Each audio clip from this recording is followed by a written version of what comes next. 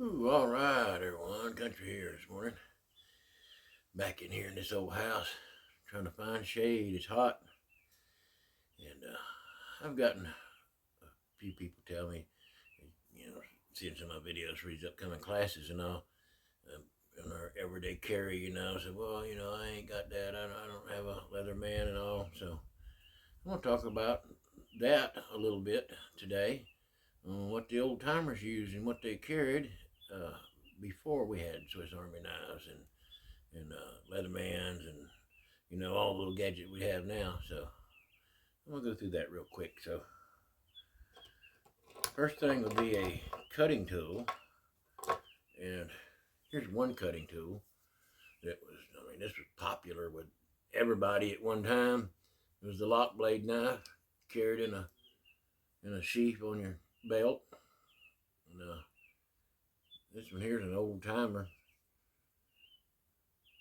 one of my old knives, and probably about the most common out of all those was the old Buck 110.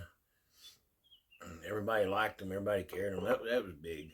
Uh, One thing all the old timers though carried back in the day was a three-bladed stockman's knife, and this was my grandfather's knife. It was an old hen and rooster. An old three-bladed stockman knife. You look, the blades is all worn out on it. He carried this for a lot of years and wore it out, and I just keep it for keepsake. But that's his old knife. Little chip right there. You see his pearl handles. Hen and Rooster were good knives. I've always been partial to Old Timer and Case and K-Bar and Buck and all. And here's one of my, whoa, I dropped it. Here's one of my new made.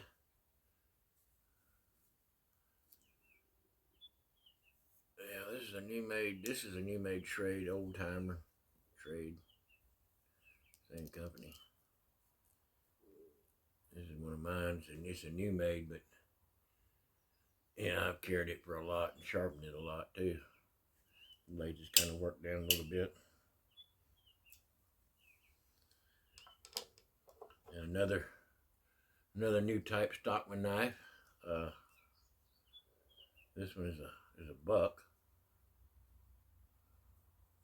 Buck has always been a good knife too. All your pocket knives usually is going to be stainless steel. There's nothing that's a carbon steel in those anymore. They're all stainless steel. The pocket knives are all about the same. It's just the quality of them, how well they're put together, and how well they hold together. It makes a difference when you start cutting with them. They're going to fall apart or not. But this Buck, that's a pretty good one. And then I got this was an old, really old K-Bar that you can't find anymore. And right there is where the shield was at. It said K-Bar on it. It came off. But this is a two-bladed knife. And so you got that good blade like that. Then you got this little blade. And that one was always a good one for me. I didn't want to carry something so bulky. I used to carry this a lot. Yeah, this has always been a good one. So that's the knives. I mean, that's you see a lot of the old timers carried. They always had that three-bladed Stockman knife, and you see, people carried that lock blade. That was their cutting tools. Now, fire. I've said this before. Was the old Zippo lighter, and that's my grandfather's old Zippo. I just keep for keepsake. It's got his infantry cross rifles on it. So I'm never going to change from that. I'm going to always carry a Zippo. And you'll see in the class, I'll tell you in the class why. Now, before we had the Leatherman, which the story behind the Leatherman is the guy who made the Leatherman. That was his name. His name was Leatherman. And he had a little job and he's going to work every day, and the car was always breaking down on him, and he had to carry tools with him. So he come up with the idea, said, I just need something I can carry in my pocket that's got like all the little gadgets and tools on it that I need, like screwdrivers and pliers and things. So it's when he came up with the tool, Leatherman tool, ended up taking off and being very, very popular throughout the world. Not only in America, but before that, what we all used to carry before the Leatherman was everybody carried the little tiny vice grips, the little 6-inch vice grips, And down in here, there is cutters. You can cut wire with them. And you make sure you look at them, make sure they close together, because they do get sprung and they don't want to close together anymore. And kind of tighten this one up and see. Yeah, and that one still closes together pretty good, but it's got a little gap in it. This is old. This is one of my old ones that I just put up and saved, and don't really use it anymore. So, and before vice grip, everybody had one of these in their hunting bag. They had a pair of pliers, and this goes way back to the Revolution. Guys had a pair of hand-forged pliers that they could work on their gun with, or they could, break off pieces of flint on their flintlock rifle, and one end of the handle would be sharpened off like that for a screwdriver, so they could turn that jaw on the flintlock rifle and put a new flint in. So I've seen these carried by the old timers. They always carried some kind of old pliers like that.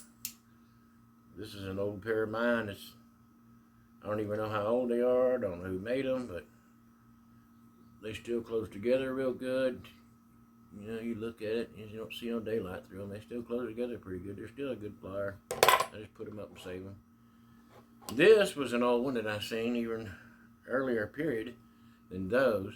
This is a pair of like linesman's pliers or wire cutters.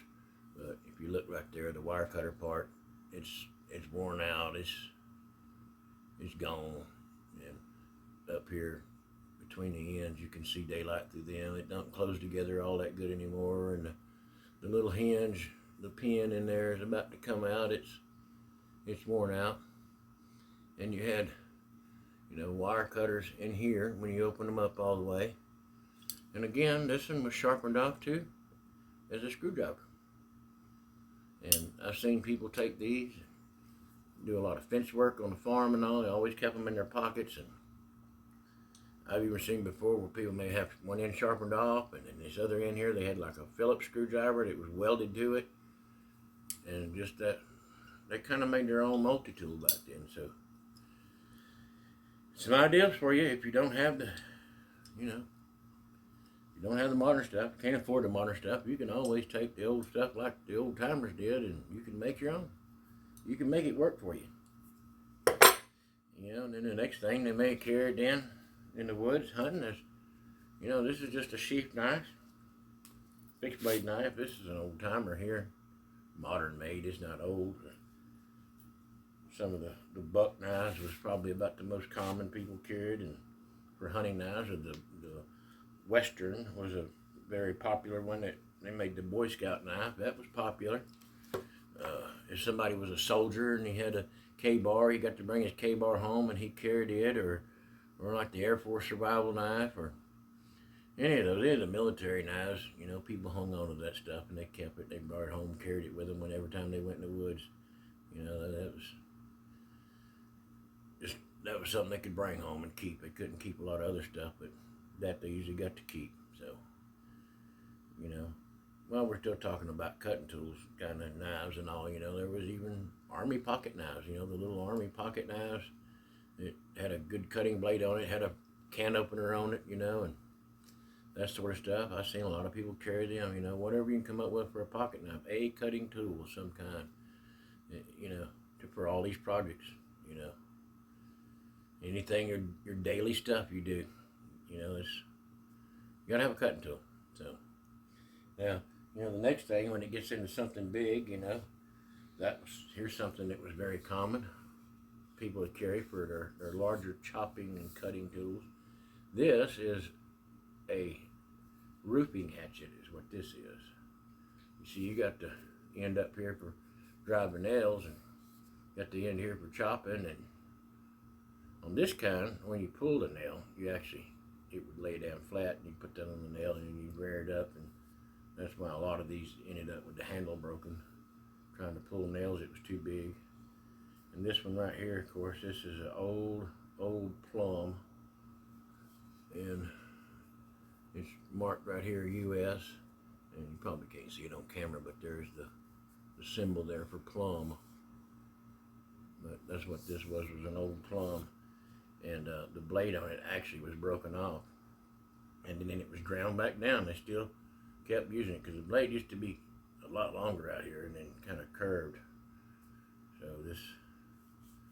this was a tool that somebody just kept putting handles in and kept using, and you just keep on using it. You use it until it's all gone. I've seen around old home places before metal detecting, I would find old axes that was just real small, completely gone, just completely worn down. They just kept using them, you know. And also, going in the woods, somebody may have